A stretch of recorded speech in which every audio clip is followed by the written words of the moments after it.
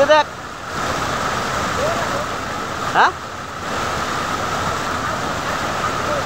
আমাৰ বৰাই পথাৰীখন ভাঙি গৈছে এইয়া বিকাশে এতিয়া গৈ আছে চাই লওক লাইন চকীদাৰ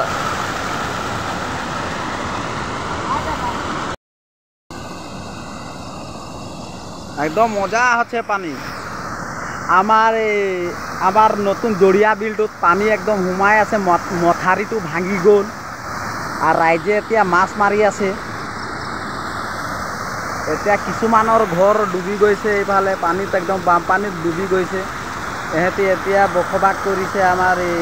চৰকাৰী ঘৰকেইটাত আছে তাত আছে মানুহ ল'ৰা পোৱালিকেইটা